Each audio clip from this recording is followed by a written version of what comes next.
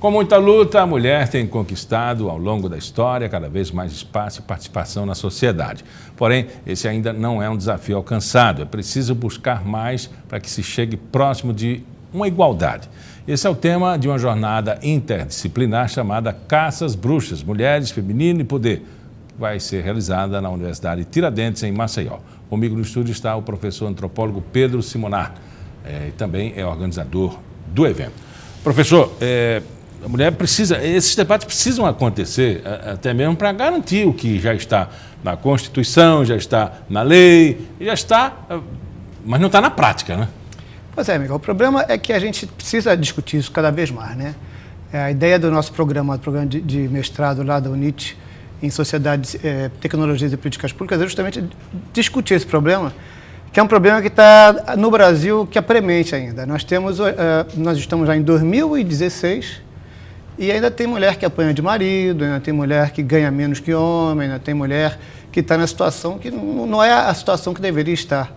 E a ideia dessa nossa jornada interdisciplinar é justamente discutir esse tema para empoderar, né? Para poder discutir. Vamos ter vários debatedores aí, tem psicanalista, tem antropólogo, tem arquiteta, tem todo mundo para discutir esse tema e tentar abranger o máximo possível e levar uma discussão interessante que possa enriquecer a plateia, né? Nós vamos fazer um auditório lá da UNIT, são 250 lugares, e para que possa ter realmente um debate forte sobre esse tema. Eu vi uma coisa interessante, até na televisão, no domingo, no Criança Esperança, que foi a reunião de 24 mulheres que pintaram o coração e depois foram fazer as perguntas sobre as pessoas que não reagiam diante de uma pintura como aquela. Mas o que eles queriam dizer é o seguinte, a cada dia, 24 mulheres pedem seus filhos. Enfim, foi uma missão direta que a propaganda, às vezes, ela fala, as mulheres ganham 60% a menos que os homens, e aquilo vai desgastando e vira o senso comum. Senso comum, é verdade. Banalidade. Né? E a gente não precisa banalizar tanto a nossa vida, né?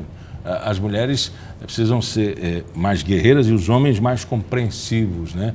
E garantir os direitos das mulheres. Mas o homem está numa situação muito cômoda, né? Sociedade patriarcal, sou eu que mando, enfim, se depender do homem não vai mudar, né? Pois é, essa é uma questão interessante, né? Porque é interessante também trabalhar o homem. Né? Não adianta só você trabalhar aquela pessoa que é marginalizada ou que é controlada ou que é submetida, né? Você tem que trabalhar aquele que submete também, aquele que tem um poder em cima. Porque senão não muda muita coisa, não. Nós estamos vendo aqui no Brasil essa situação da questão dos estupros aqui no Brasil, que aumenta, né? Vem aumentando cada dia mais. É como se a gente estivesse voltando quase que à Idade Média. Nós temos aí certas relações com certos pensamentos religiosos que tratam a mulher de uma maneira que tem que ser submissa. Não dá mais pensar nisso em 2016. É uma sociedade pluralista de vários pensamentos, mas de muitos passos atrás, né? E essa corrente aí que o senhor falou, fundamentalismo religioso, a linha de pensamento de filosofia, eu nem posso chamar isso filosofia, né? Para mim, filosofia é uma coisa muito boa, mas também tem corrente negativa. Tem. Isso é extremamente negativo, né? Porque, na verdade, são linhas que negam direitos, né? Isso é impressionante porque não atrapalha em nada, quer dizer, só soma, você dá direito às pessoas, às mulheres, aos LGBTs, só melhora as coisas. Você vai colocar todo mundo em pé de igualdade e você permite um diálogo e permite, sobretudo, uma coisa que é importante na democracia, que é o contraditório, né? A questão, o debate, né? Porque se não houver debate, não tem democracia. A democracia, ela surge no momento que as pessoas estão debatendo, estão no embate ali intelectual, né? Agora, quando você vem e começa a negar, dizer, não pode, por questões religiosas, ou questões outras quaisquer, aí você começa a colocar as pessoas numa situação de como se fosse um joguete, como se fosse uma propriedade de alguém, né? Como se fosse um pedaço de um boneco que você pode fazer o que quiser com ele. Né? Sem dúvida nenhuma, esse debate ele vai transcender e vai à política. Sim, com certeza. Com certeza. O momento Brasil, mudança de governo, presidente interino, Feliciano numa certa condição. Ministério sem mulher nenhuma. Ministério sem mulher alguma. Uma mulher que entra já está com problemas até a tampa. Enfim, esse momento político do Brasil, a gente estava falando que a gente deu alguns passos atrás, né? Mas o mundo avançou e começa a dar passos para trás. Mas na prática, não é próprio da praxis democrática? Você vai à frente, retorna um pouquinho para lá. Mas no Brasil parece que a coisa chegou aqui no limiar e está voltando, Eu né? acho que né? Você tem essa coisa de avanço e retrocesso. Só que no momento a gente tem um retrocesso muito grande, né? Quer dizer, a gente sai de um governo legítimo que tinha mulheres, que tinha um ministério de mulheres e agora não tem nada, coisa nenhuma, né? As mulheres não estão nem mais no ministério e não estão ocupando lugar nenhum. E é um governo de homens, né, grisalhos, né, de homens de mais de 50 anos para cima e que está aí, que acha que essas questões são questões menores. E que tem muita coisa por trás aí, que está apoiando, né, sobretudo o fundamentalismo religioso, que está apoiando esse tipo de prática e desse retrocesso. Não pode mais isso. Nós estamos no século XXI. Né? Não tem mais como andar para trás, a gente não tem como mais negar o direito das pessoas. Né?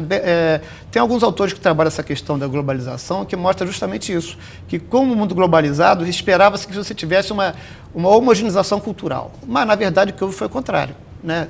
Ao mesmo tempo que você tem uma certa cultura mundial, né, que mais ou menos homogeneiza as roupas que a gente usa, por outro lado você tem a volta do local, né, seja como fundamentalismo religioso, seja como nacionalismo em alguns países na antiga União, na Iugoslávia, por exemplo, na União Soviética antiga, né, que surgiram outros países ali, nos nacionalismos ali. E a questão feminina também entra nesse Essa história do Reino Unido, o senhor entende como esse processo? É um pouco isso também, né? Porque, na verdade, você tem um nacionalismo forte na Inglaterra ainda. E, curiosamente, né, quem foi que votou pela saída do Reino Unido, da Inglaterra da União Europeia? Foi justamente essas pessoas com mais de 50 anos para cima. E os mais jovens não querem isso. Os mais jovens têm até uma certa facilidade maior para lidar com esse diferente, né? Com esse novo posicionamento da mulher, com esse novo posicionamento dos LGBTs, com esse novo posicionamento das religiões de matriz africana. Você tem isso, né? Os mais jovens são mais abertos a isso, mas os mais velhos, às vezes, vêm com uma certa...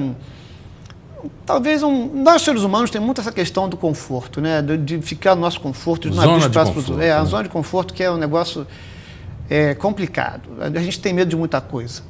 E acaba tentando segurar, né? Não deixando o novo vir, porque está com medo de perder. Até onde vai isso, né? Exatamente, né? Uma certa insegurança. O que é que eu vou perder com o avanço disso aí? Exatamente. Lá nos Estados Unidos, daqui a pouco a gente fala, a pergunta veio, Hillary Trump. Então, os Estados Unidos têm outros candidatos, mas está polarizado, né? Polarizado. Trump com aquela coisa o arcadismo, xenofóbica, né? Xenofóbico, conservador até o extremo. E a outra mais democrática, mulher, mas ainda não tem um perfil mais avançado. Não é? A tendência é que... Muito ligado ainda aos lobbies do capitalismo financeiro. Isso. Muito... Lá a disputa vai ser forte, mas não tem um perfil de avanço. Né? Não muda muita coisa, né? O candidato, o Sanders, que lutou com a Hillary Clinton para a indicação dos democratas, tinha uma posição interessante, né? Ele batia diretamente o capital financeiro. E a Hillary não. Aí é uma questão interessante para a gente tratar, né? Porque, veja só, é uma mulher, né? Mas é uma mulher que... Será que a eleição da Hillary Clinton muda muita coisa? É uma mulher com perfil de homem. É uma mulher que está ali, quer dizer, ela foi primeira-dama já, e o marido dela foi muito responsável por essa desregulamentação do capital financeiro lá nos Estados Unidos, e nós estamos vendo por aí que ela também está sendo apoiada muito por esse pessoal. Então, muda o quê? Porque não adianta você botar uma mulher no poder, se ela vai agir dentro daquela lógica do poder masculino. Agora, professor, aqui em Alagoas a gente não tem nenhuma candidata majoritária, por exemplo, na capital, para a prefeitura de Maceió. Não há liderança mulher e as lideranças elas estão se definhando. Né? É próprio da sociedade alagoana, é isso? Não é não. Se nós pensarmos bem aqui, para a eleição, os nomes que são levantados para a eleição para presidente da República são todos com mais de 60 anos. Quem é que renovou aonde? Nem na direita, nem na esquerda. Né? Estão falando no Lula, estão falando no Ciro Gomes, estão falando no Aécio de novo, ou no Serra, quer dizer, são todas pessoas. Não houve renovação política no Brasil. Mas para a prefeitura em Maceió também, né? Prefeitura em Maceió Kátia Bonner, Luiz Helena, Fátima Santiago, não tem mulher. Elas não. Agora, os nomes estão sendo lançados aí, não tem mulher no nome. Por enquanto, Por agora enquanto, que a gente né? viu, não surgiu nada, né? E você vai vendo os candidatos que estão aí, bom, ou vai ser o prefeito para reeleição, mas os outros também estão nesse perfil masculino, né? Bem ligado. Professor, o que é que o senhor espera com esse debate lá, com a iniciativa da UNIT? Olha, esse debate lá é sobretudo para discutir a questão feminina na Alagoas também, mas geral, né? Porque se for ver os convidados, vem gente de Pernambuco, vem pesquisadores da Paraíba. A ideia, então, como é um debate, como é um mestrado interdisciplinar, é fazer um debate interdisciplinar. Então, nós temos aí psicanalistas, nós temos arquitetas, nós temos antropólogas que vão discutir esse tema de uma mais abrangente possível. Que hoje em dia não dá mais para você ser disciplinar, né? Pegar um tema e tentar resolvê-lo só com a sociologia ou só com a história, porque as coisas se misturam o tempo todo. E a ideia é justamente isso, é criar um debate interdisciplinar que permita às pessoas que vão assistir esse debate avançar, vamos dizer assim, né? Pensar adiante e começar a problematizar um pouco essa questão feminina no Brasil, que precisa ser muito problematizada ainda, infelizmente. Conversamos com o professor Pedro Simoná sobre um debate muito fluente sobre a história, né, e a posição da mulher na sociedade. Muito obrigado pela entrevista. Eu que agradeço. A vida e a obra do poeta e historiador Jaime de Altavilla viraram inspiração para a nova produção de Maria Emília Clarke. O balé inclui ainda antigas gravações de poemas declamados pelo próprio homenageado, falecido há 46 anos. Maceió, o Caeté, vindo de longe, o seu sombrio cafundó, o seu cocar rubro-amarelo. Esta voz talvez não lhe seja familiar, mas ela é de um homem extremamente importante para a cultura de Alagoas, Jaime de Altavilla, poeta, historiador, arqueólogo, jurista. Ele será o tema do próximo espetáculo de Maria Emília Clarke. Tem toda uma história brasileira, alagoana, voltada à poética, à memória, à história, foi um grande jurista. Então, a gente traduz um pensamento poético a partir da sua obra poética relacionada com a sua vida. Foram 2 anos de pesquisa e reunião de material.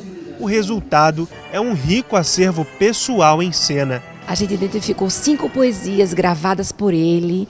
Então, a gente fez esse resgate de memória e áudio. Então, a gente, através do pensamento poético dele, a gente conseguiu identificar o homem, o humanista. Serão 12 bailarinos em palco no espetáculo que mistura música, poesia e elementos cênicos. 1 hora de apresentação que começou a ser ensaiada em janeiro. Esse trabalho vai estar no dia 14 de julho, às 19h30 no Teatro Deodoro, fazendo parte da trilogia que a gente está montando, que significaria os Alagoas 200 anos, é a primeira parte. Pauta especial fica por aqui, a gente volta a se encontrar no próximo programa às 11h30 da manhã. Às 7 da noite tem reprise.